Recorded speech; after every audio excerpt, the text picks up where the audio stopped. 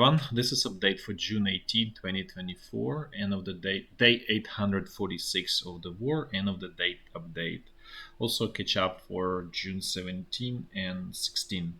So I'm gonna, as always, gonna do first macroeconomic overview. Then I'm gonna do general strategic updates, and then I'm gonna switch to the situation on the battlefield in Ukraine. So as you can see, I'm gonna start with China. There's some new data that's coming out of China. So first is industrial production. As you can see, it's slowing down markedly in May relative to the data in April. For year to date, it's the slowdown is very small, as you can see, 6.2 versus 6.3. So generally, nothing sort of tragic, not end of the world, just a slowdown there. Also, a similar small slowdown in fixed asset investment. So they are in some way they are related because in order to have industrial production, you first need to invest in fixed assets.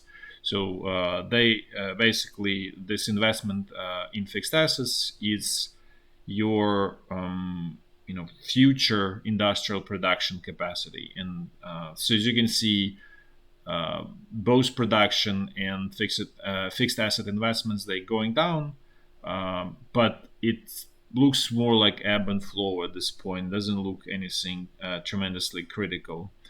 However, one thing where there is real problem developing in China is actually how real estate, and specifically residential real estate, which is housing prices. I show here. So the decline in prices is accelerating in China, as you can see, from 3.1 in April to 3.9 in May. That looks like significant acceleration, and that this situation may get out of control in China. Which is going to be pretty disastrous because residential real estate is one of the main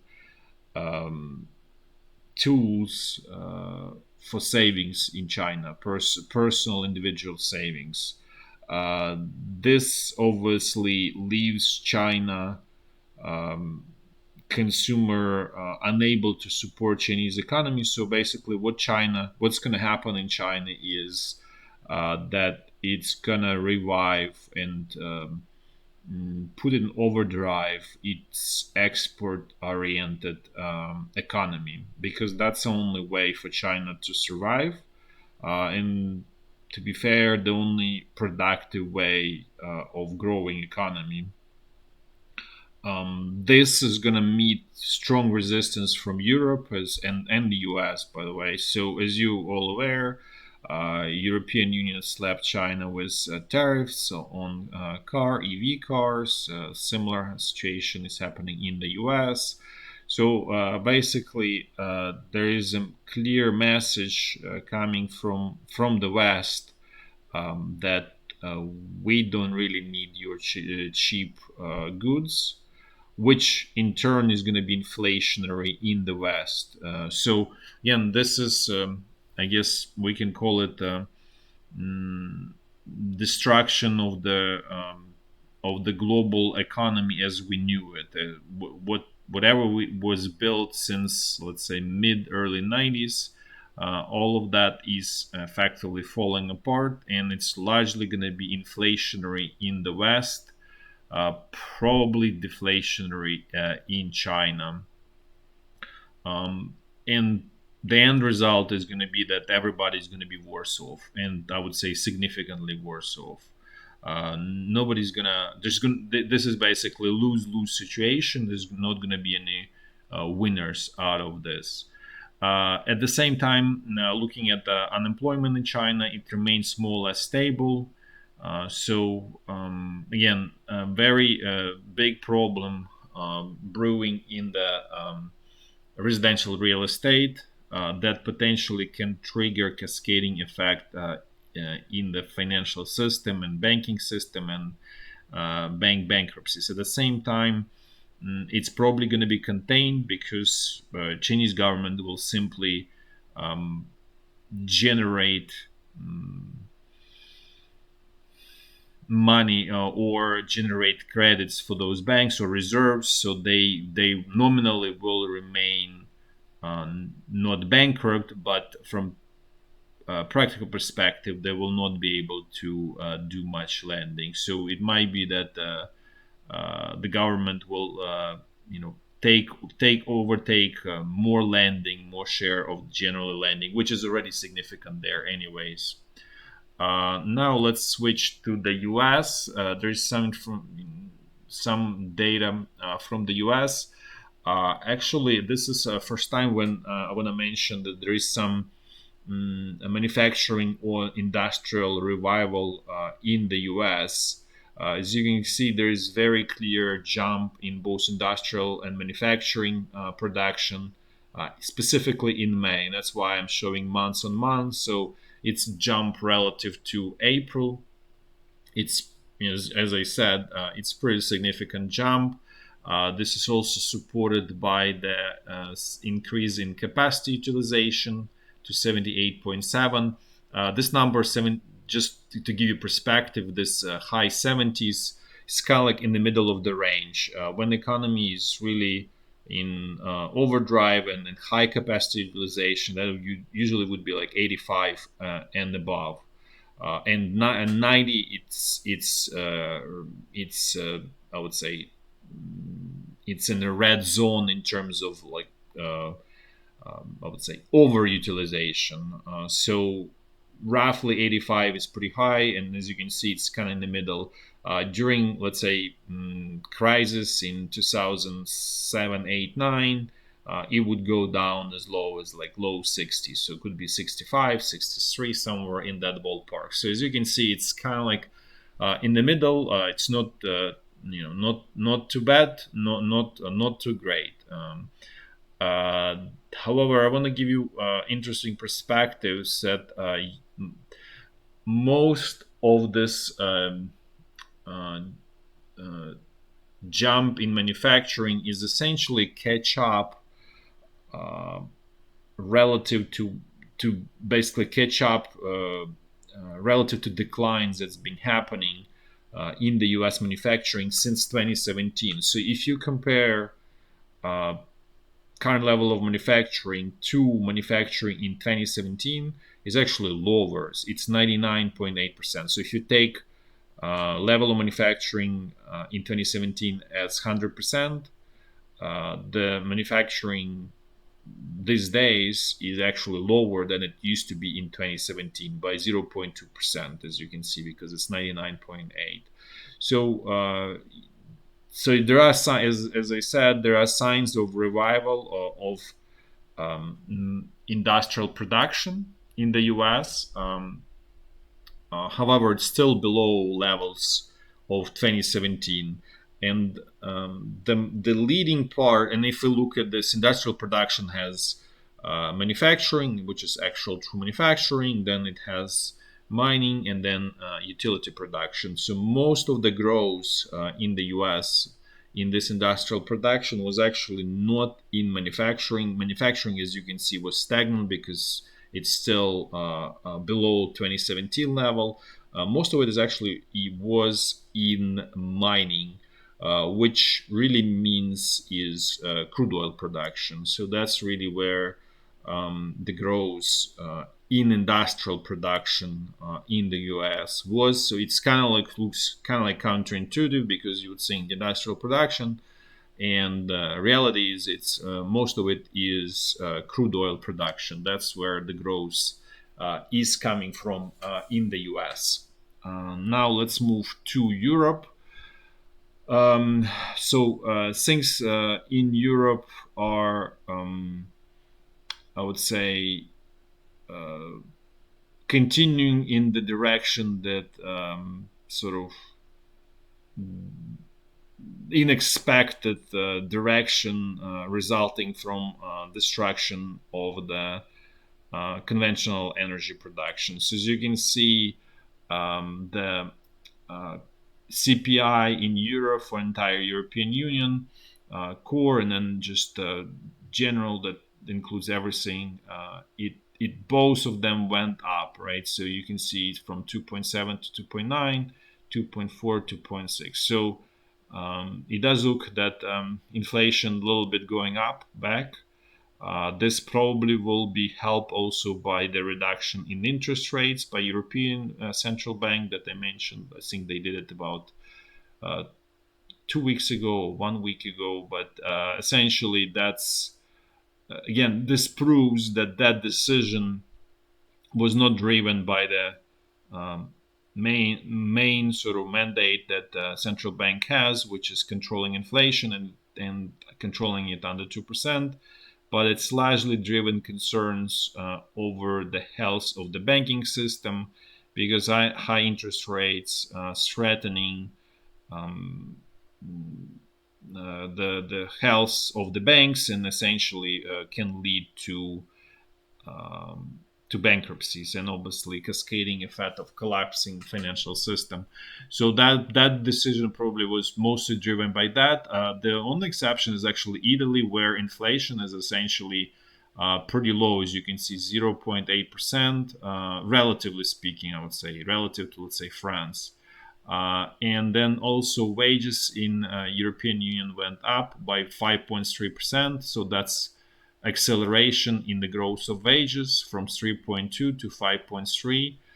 What this really means that there is going to be more inflation, that this inflation is not sort of stabilizing, not coming down, but in the coming months, just based on this, labor part, labor definitely will be contributing significantly to inflation, given that energy is also contributing to inflation in the European Union significantly. It's unlikely that inflation will be under control in Europe in the coming months, unless obviously there is some kind of big collapse in financial system, collapse in asset prices that may sort of level out that inflation. But as I stated before, European Central Bank is very careful not to prevent that from happening, which is why they reduce interest rate. Now let's switch a little bit to the general strategic situation, and I want to mention that Russian president is visiting North Korea. He is getting highest level reception, the most, as good as it gets, which highlights strong interest from North Korea to establish relationship with Russia, which already pretty strong and pretty good. So we can expect probably more weapons on the front line and more shells, more missiles, more everything, whatever. We'll find out once we see those on the battlefield in Ukraine. So that's really the message, the essence of it. There is no ambiguity about this situation. Then a Russian president is going to visit Vietnam. Remains to be seen how things going to look there. Uh, Vietnam is let's say struggling with China. So and since China and Russia are strong allies, it may not be as as positive visit in Vietnam, but remains to be seen. And economic ties between Russia and Vietnam are pretty weak, pretty low. So it would be interesting to see what's going to come out of that visit to Vietnam, because North Korea is pretty straightforward. There's no any secrets, I guess, the best way to describe it. Now let's switch to the situation on the battlefield, and I'm gonna do it in a clockwise fashion, the way I always do it. So first, we're gonna jump to the situation near Kharkiv. Ukrainian forces are attacking Russian forces and pushing them back. So this map a little bit outdated. Ukrainian forces attacked north from Lipsy, and they essentially reached Hliboka and initiated fighting for Hliboka. So as you can see, they pushed Russian troops quite a bit north. Then the other area where Ukrainian forces managed to push Russian troops is north of this village Vovchansky Khutory. There is village Tikhe. Basically, there is a river essentially.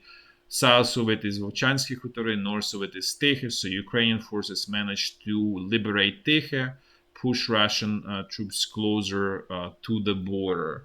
So the fighting in Vovchansk continues with sort of changing front line. Sometimes there is sort of uh, bigger part of the core of the northern part of the city is in Ukrainian hands. Sometimes it's Russian. But the point is that Russian troops did not manage to establish control over core of the city, which is northern part, and there is sort of dynamic fighting that's going on, where it doesn't look like that Russian forces are going to be able to hold on to it in the long run. And this is assuming the balance of power where it is right now, unless obviously Russian troops, Russian command will bring more resources from other sections of the front line. Now let's look at the situation on the North Lugansk section of the front line. Things here are more or less the same. The Russian pressure along this road towards Kupiansk without meaningful advances over this period. Also, Russian pressure in the sort of southern sector of this section of the front line. There is some kind of like I would say concern on the Ukrainian side that Russian troops are Russian command is amassing troops. There are claims about of 10,000. Basically east of Raihorodka with the goal of attacking towards Borova, which seems to be strange idea, I guess, for the Russian command. And I would say 10,000 troops is not such a huge number for this section of the front line. So it does look more like some kind of propaganda story than anything real. Now let's move to the North Donbass section of the front line. Russian troops renewed their pressure in this northern sector. Again, the goal is never-ending Siversk without any meaningful advances in this area. There are small moves, 100 meters and so on, but nothing really meaningful happening here right now.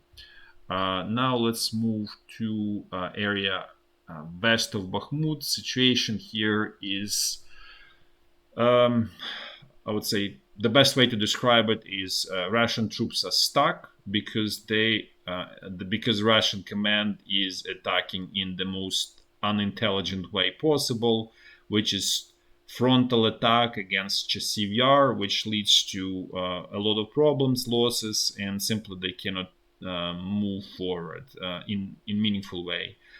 Unless they get many more resources, for now they stuck.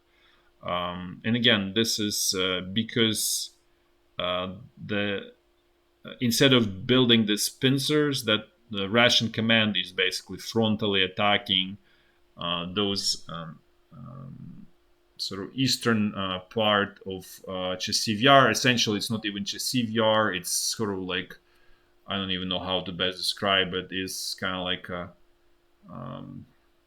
outskirts on the eastern side of this freshwater channel. That's really not the core of the town. It's just almost like a separate something. But basically, for now, Russian troops are stuck here. It doesn't mean that situation's stable, just simply because from a perspective of, war of attrition, these attacks, they also lead to losses on the Ukrainian side, and because replenishment is not equal on both sides, eventually the Ukrainian front line becomes thin enough that leads to breaches. But it's not happening at the moment there. This is just an old picture. This is this part that I was talking about. That's on the eastern side of this freshwater channel, which is essentially almost like not really part of the town. There, the core, as you can see, is really on the western side of it. Now let's look at the situation on the central Donbass section of the front line, where Ukrainian situation is really the most dangerous, where things can get much more out of control. So what's really happening is that Russian troops, as I mentioned before, almost got control over Novoalexandrivka. They attempting to move towards Vozdvezhenka. There is push along this railroad line with some advances. Russian troops almost control Sokol, and also effectively starting attacks against Yevhenivka. So things definitely, how to say, for Ukrainian side on the ropes. Let's put this way, in this area where it's the most critical area, because that's a passage between these two streams. That's the easiest pass, sort of west and forward for Russian troops. Similar, Russian troops started attacks against Karlivka. Obviously will take some time, but there is strong pressure there as well. So this is the most dangerous and concerning situation for Ukrainian side here. Then if we look a little bit south, Russian troops so far start in Krasnohorivka. They continuing their assaults in this town, going very slowly.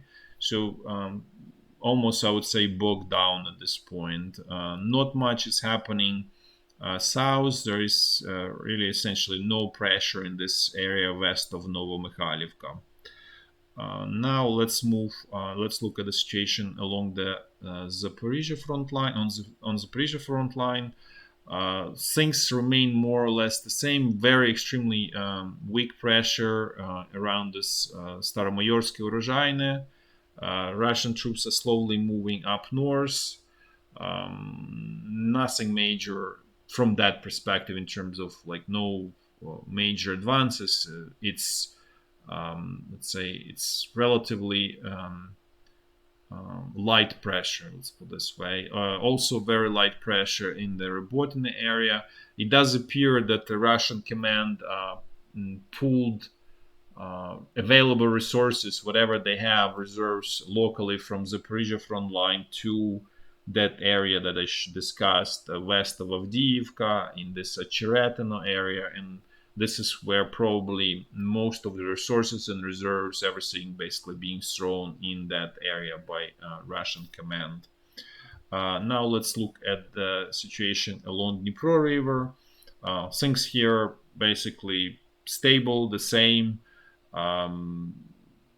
Some sort of excursions of Russian troops to the islands, attempts to actually attack small size attacks of Ukrainian forces on the western side of the river. It's nothing major. It's more sort of reconnaissance. Truly, not no attempts to create real bridgeheads on the western side of the river so far. So in summary, the situation is more or less stable, and this is probably not going to be